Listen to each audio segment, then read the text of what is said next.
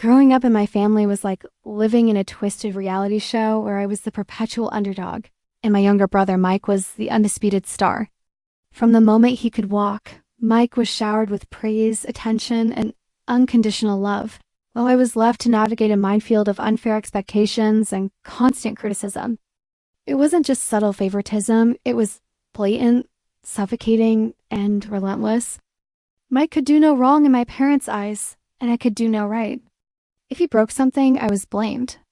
If he started a fight, I was punished. Even our achievements were measured on different scales. Mike's straight A's earned him a new video game console, while mine were met with a half-hearted pat on the back and a reminder to keep it up. The message was clear. Mike was the golden child, and I was the afterthought. The favoritism didn't fade as we grew older, it only intensified. When I was accepted into a decent college on a partial scholarship, my parents barely acknowledged it. But when Mike decided to attend community college, they threw him a lavish celebration and bought him a car, as if he just won a Nobel Prize.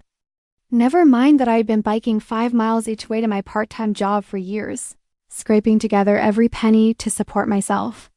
I moved out as soon as I could, desperate to escape the toxic environment at home. Meanwhile, Mike dropped out of college after 1 semester, claiming it wasn't for him. Instead of holding him accountable, my parents praised his self-awareness and funded a string of failed business ventures, draining their retirement savings in the process.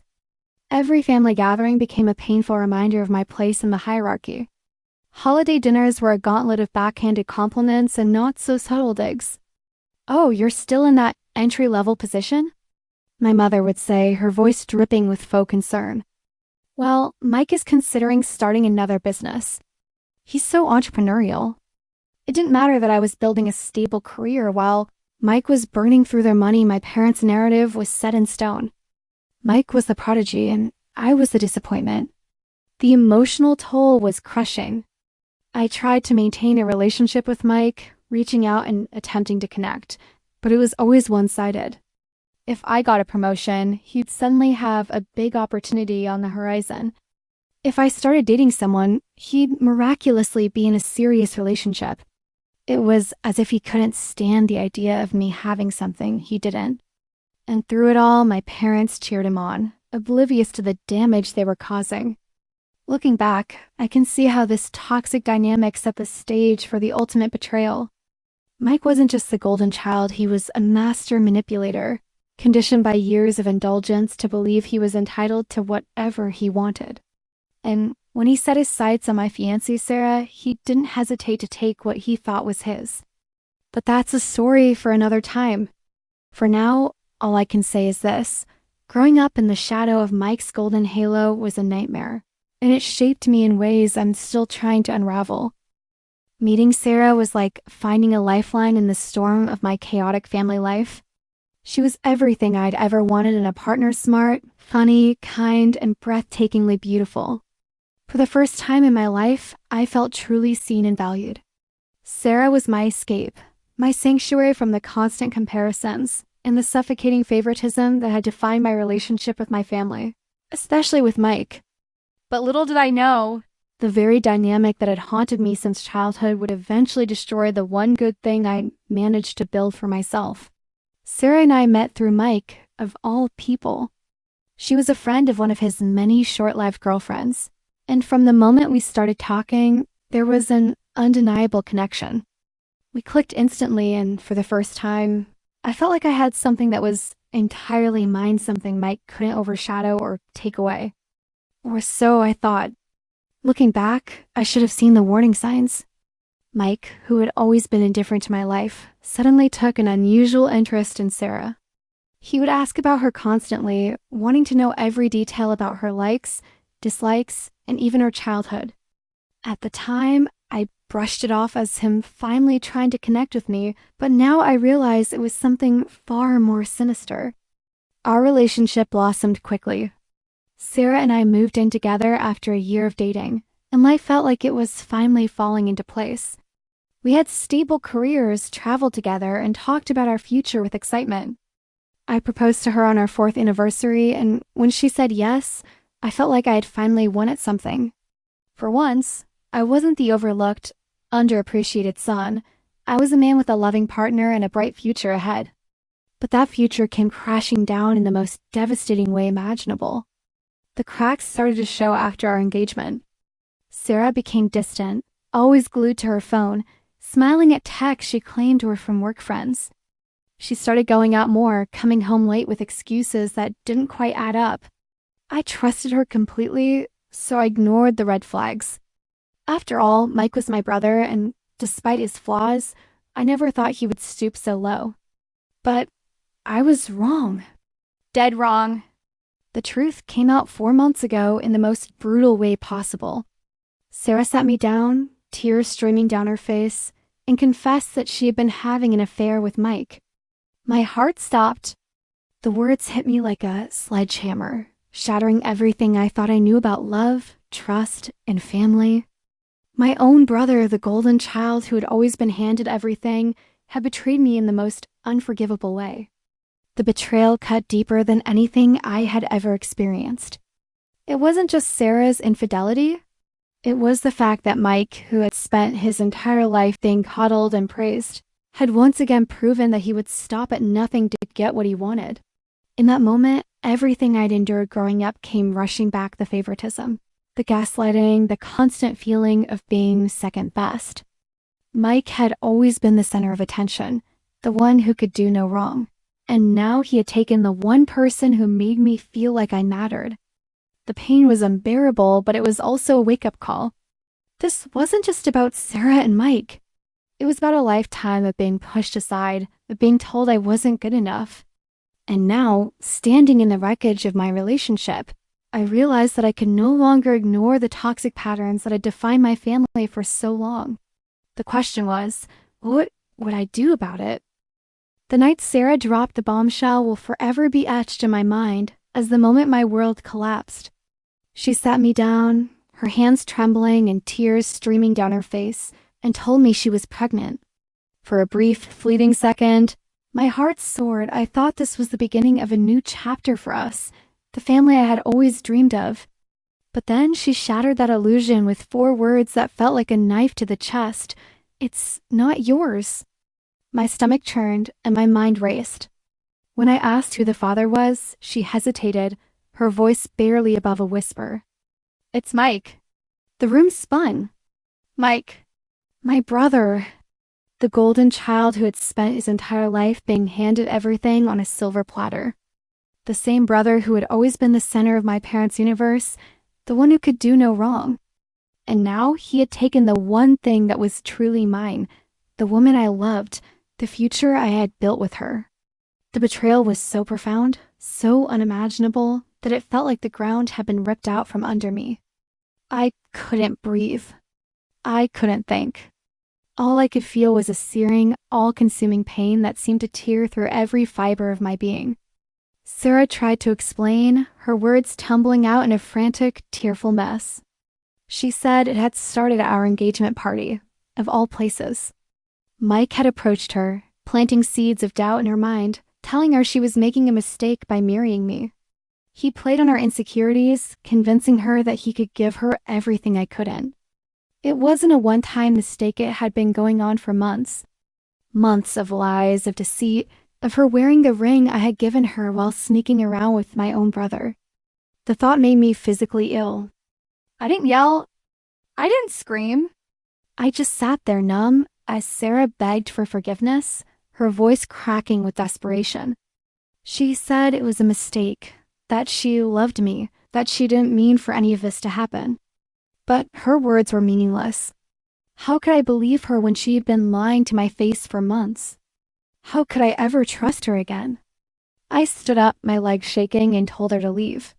She hesitated, pleading with me to let her explain further, but I couldn't bear to look at her. "Get out," I said, my voice cold and hollow. She finally left, sobbing, and I collapsed onto the floor, feeling like my entire life had been ripped apart. The next few hours were a blur. I called Mike, my hands trembling with rage. He answered, his tone casual as if nothing was wrong. When I confronted him, he tried to downplay it, calling it a drunken mistake that didn't mean anything. But when I pressed him, his true colors came out. "Maybe if you'd been a better fiancé, she wouldn't have come to me," he sneered. His words were like gasoline on the fire of my anger. I hung up, got in my car, and drove to his apartment, my mind racing with thoughts of revenge. But when I arrived, my parents were already there. Mike had called them first, spinning some twisted story about Sarah seducing him and how sorry he was. And, of course, they believed him. They always did. The fallout from Sarah and Mike's betrayal was like a nuclear explosion in my life, and the fallout zone extended straight to my family. After I confronted Mike and Sarah, I thought, for a brief moment, that my parents might finally see the truth that their golden child wasn't so golden after all. But I should have known better. When it came to Mike, my parents had always been blind, and this time was no different. Instead of holding him accountable, they turned the blame on me, demanding that I forgive him and Sarah because, in their words, family comes first. Those 4 words, which had been used to justify their favoritism my entire life, now felt like a slap in the face. It started with a barrage of phone calls and messages. My parents, who had never shown much interest in my life before, suddenly couldn't stop reaching out. My mother's voice was a mix of pleading and guilt-tripping, her tone dripping with false concern. "You need to forgive Mike," she said, as if it were the most obvious thing in the world. "He's your brother and family sticks together no matter what." My father, on the other hand, was more direct. "You're being selfish," he barked during one call. "This isn't just about you. Think about the family." Their words were like salt in an open wound. They weren't concerned about my pain or the betrayal I had endured. They were worried about maintaining the illusion of a perfect family. The final straw came when they showed up unannounced at my apartment. I opened the door to find my mother in tears and my father standing behind her, his arms crossed and his face a mask of disapproval. They barged in without an invitation, and my mother immediately launched into a speech about forgiveness and reconciliation. "Mike is sorry," she said, as if that somehow made everything okay. "He made a mistake, but he's family. You need to move past this." My father chimed in, his voice cold and cutting. "You're tearing this family apart," he said. "Is that what you want?" I stood there, stunned by their audacity. They had spent my entire life favoring Mike, excusing his every failure, and now they expected me to forgive him for the ultimate betrayal. The anger that had been simmering inside me finally boiled over. "You want to talk about family?" I shouted, my voice shaking with rage. Where was this family comes first mentality when Mike was breaking everything I cared about? Where was it when you were handing him everything while I had to fight for every scrap? "You've never cared about me. Not really. All you care about is protecting Mike, just like you always have." My mother tried to interrupt, but I wasn't done. "You don't get to tell me how to feel," I said, my voice rising. "You don't get to sweep this under the rug like it's nothing. Mike is dead to me, and if you keep pushing this, you will be too." The words hung in the air like a storm cloud, heavy and electric. My mother burst into tears, and my father glared at me as if I were the one who had betrayed the family. But I didn't care. For the first time in my life, I was standing up for myself, and it felt like a weight had been lifted off my shoulders. That night, I made the decision to leave. I couldn't stay in that toxic environment any longer, surrounded by people who had never truly valued me. I packed my bags, found a new apartment across town, and cut off all contact with my parents and Mike. It wasn't an easy decision, but it was necessary. For years, I had been the overlooked, underappreciated son, always playing second fiddle to Mike. But no more. This was my life, and I was done letting them dictate how I should feel or who I should forgive. The road ahead was uncertain, but for the first time, it felt like mine. Cutting off contact with my family was supposed to bring me peace, but instead, it unleashed a new wave of chaos. Mike and my parents, unwilling to accept that I was done with their toxic dynamic, escalated their efforts to force me back into the fold. It started with relentless phone calls and messages, but when I blocked their numbers, they took it to the next level. They began showing up at my workplace, unannounced and uninvited, as if they had every right to intrude on my life. The first time it happened, I was in the middle of a meeting when my assistant nervously informed me that my mother was in the lobby, causing a scene. She had brought a photo album and was showing my coworkers pictures of Mike and me as kids, tearfully lamenting how close we used to be. It was a calculated move, designed to guilt-trip me in front of my colleagues, and it worked, just not in the way she had hoped. I stormed into the lobby, my face burning with humiliation, and found my mother surrounded by a group of uncomfortable-looking coworkers. She was in the middle of a story about how Mike and I used to play together as children when she saw me. Her face lit up, and she rushed toward me, babbling about how we needed to reconcile for the sake of the family. I cut her off mid-sentence, my voice cold and firm.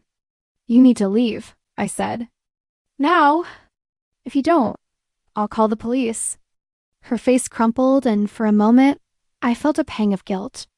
But then I remembered the lifetime of favoritism, the betrayal, and the way she had always chosen Mike over me.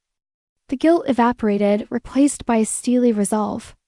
Security escorted her out, and I spent the next hour apologizing to my boss and coworkers, trying to salvage what was left of my professional reputation. The harassment didn't stop there. My parents and Mike seemed to take my defiance as a challenge, doubling down on their efforts to force me back into their lives. Mike, in particular, became more aggressive. He started showing up at places he knew I frequented, including my gym. The first time I saw him there, I was so shocked that I froze. He sauntered over, a smug grin on his face, and said, "You can't avoid me forever, bro." I told him to leave, but he just laughed, taunting me about how I was overreacting and how Sarah was happier with him. His words were like gasoline on the fire of my anger, and before I knew it, I had swung at him. The punch landed squarely on his jaw, and he stumbled back, his expression shifting from smug to furious. What followed was a chaotic, brutal fight. We traded blows like we were kids again, but this time, there were no parents to pull us apart, no one to tell me to be the bigger person. The gym staff eventually intervened, but not before Mike's nose was bleeding and my knuckles were raw. The aftermath was a nightmare. Mike filed assault charges against me, and I had to hire a lawyer to defend myself. My parents, of course, sided with Mike, painting me as the aggressor and themselves as the victims of my unreasonable anger. The legal battle dragged on, draining my finances and my energy, but I refused to back down. This wasn't just about the fight, it was about standing up for myself after a lifetime of being pushed aside. The final straw came when I obtained a restraining order against Mike and my parents. It was a small victory, but it felt like a turning point. For the first time, I had legal protection from their harassment, and I wasn't going to let them take that away from me. But even with the restraining order in place, I knew the fight wasn't over. Mike had already proven that he didn't care about boundaries, and my parents had shown that they would stop at nothing to protect their golden child. The question was, how far was I willing to go to protect myself? And more importantly, was I ready to face the fallout of finally standing up to the people who had spent my entire life making me feel like I was never enough? In the midst of the chaos and betrayal, a glimmer of support emerged from the most unexpected places. It started with Emma, Sarah's younger sister, reaching out to me on social media. At first, I was skeptical. After everything that had happened, I wasn't sure if I could trust anyone connected to Sarah or Mike. But Emma's message was different. It was filled with genuine remorse and anger on my behalf. She apologized for her sister's actions and expressed her disgust at what Sarah and Mike had done. "I can't believe she would do this to you," she wrote. "You didn't deserve any of this." Her words were a small comfort in a sea of pain, and for the first time in weeks, I felt like someone truly understood what I was going through. Emma became a lifeline, keeping me updated on the twisted new life Sarah and Mike were building together. According to her, they had moved in together, acting as if their betrayal was some kind of romantic triumph. Sarah had taken to social media, posting glowing updates about her pregnancy and how blessed she was to be starting a family with Mike. Each post felt like a fresh wound, a reminder of the life I had lost and the future that had been stolen from me. But Emma's updates, while painful, also gave me a sense of clarity. She told me how Sarah was trying to paint herself as the victim, crying to anyone who would listen about how she never meant to hurt anyone, and how she and Mike were soulmates who had found each other against all odds. It was infuriating, but it also solidified my resolve to stay far away from them. Emma's support was a stark contrast to the betrayal I had experienced, and it reminded me that not everyone in Sarah's family was willing to turn a blind eye to her actions. Her parents, for instance, had cut off contact with Sarah and reached out to me to offer their support. "We raised her better than this," her father said during one phone call, his voice heavy with disappointment. Their kindness was unexpected, but it meant more to me than they could ever know. For the first time, I felt like I wasn't completely alone in this mess. But the support didn't stop there. My cousin Amy, who had always been one of the few people in my family to see through Mike's golden child facade, reached out to me as well. She had been under immense pressure from the rest of the family to side with Mike and my parents, but she refused to back down. "What they did to you is unforgivable," she said during one of our late-night phone calls, "and I'm not going to pretend otherwise." Amy's defiance was a breath of fresh air, and it gave me the strength to keep fighting. She even told me about a heated argument she had witnessed between my mother and my aunt, during which my aunt had finally called out my parents for their years of favoritism. "You've spent your entire life coddling Mike," my aunt had said, her voice shaking with anger. "And now you're reaping what you've sown." Hearing that someone in my family was finally standing up to my parents was both validating and bittersweet. It was a reminder that I wasn't crazy, that the favoritism and gaslighting I had endured were real, and that others had seen it too. But it also made me wonder why it had taken so long for anyone to speak up. Still, I was grateful for the support, no matter how late it had come. Emma and Amy became my unlikely allies, offering me the emotional support and validation I so desperately needed. Their kindness didn't erase the pain of what had happened, but it gave me hope that I could eventually rebuild my life. For the first time in months, I felt like I wasn't drowning in the betrayal and gaslighting that had consumed me. The final straw came when I received a letter from Sarah. Inside was an ultrasound photo and a handwritten note gushing about how blessed she and Mike were to be starting a family. She even had the audacity to suggest that I should be happy for them and play the role of uncle to their child. That was it. I snapped. I called her, unleashing years of pent-up anger and pain, telling her exactly what I thought of her, Mike, and their so-called beautiful family. When I hung up, I knew I couldn't stay in this city any longer. Every corner, every street, every memory was tainted by their betrayal. I needed a fresh start, somewhere far away from the toxicity of my family and the constant reminders of what I had lost. I reached out to my boss and requested a transfer to our Seattle office. To my relief, he agreed, and within days, the paperwork was finalized. I had 2 weeks to pack up my life and leave everything behind. But of course, my family couldn't let me go without one last attempt to drag me back into their drama. My parents showed up unannounced at my apartment, tears streaming down my mother's face as she begged me not to leave. "You're tearing this family apart," she wailed, as if I were the one who had betrayed them. My father, ever the enabler, stood behind her, his arms crossed and his face a mask of disapproval. "You're being selfish," he said, his voice cold and cutting. "Family is everything, and you're throwing it all away."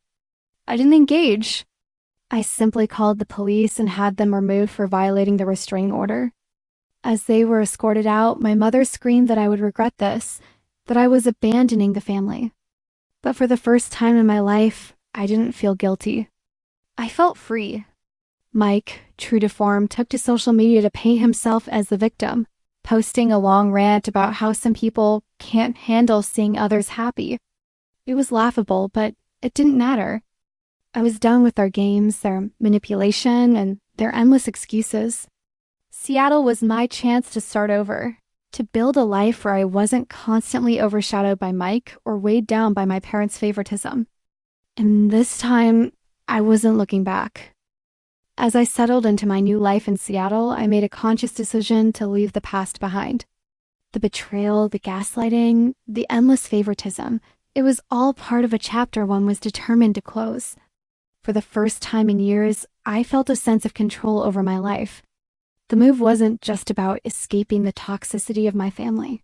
It was about reclaiming my identity and building a future where I wasn't constantly overshadowed by Mike or weighed down by my parents' expectations. I threw myself into my work, taking on new projects and challenges that allowed me to focus on something other than the pain I had endured. The change of scenery was refreshing, and the anonymity of a new city gave me the space I needed to heal. But starting over wasn't without its challenges. The legal battles with Mike were still ongoing, and the stress of dealing with his accusations and my parents' relentless attempts to contact me weighed heavily on me. There were nights when I lay awake, replaying every moment of betrayal in my mind, wondering if I would ever truly be free of the emotional scars they had left behind. Therapy became a crucial part of my healing process, helping me unpack years of resentment and self-doubt.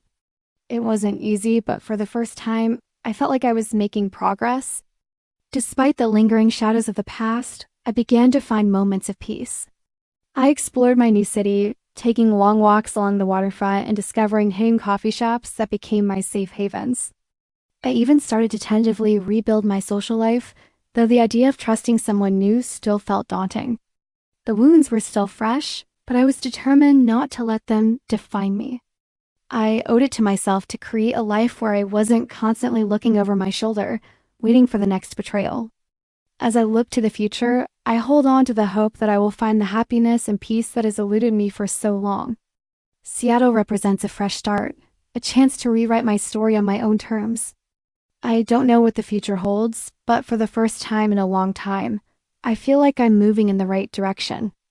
The road ahead won't be easy, but I'm ready to face it head on. To anyone who has experienced betrayal or felt like they were never enough, my message is this: you deserve better. You deserve a life where you are valued, respected, and loved. And sometimes that means walking away from the people who have hurt you the most. It's not easy, but it's worth it. Here's to new beginnings and the hope of brighter days ahead.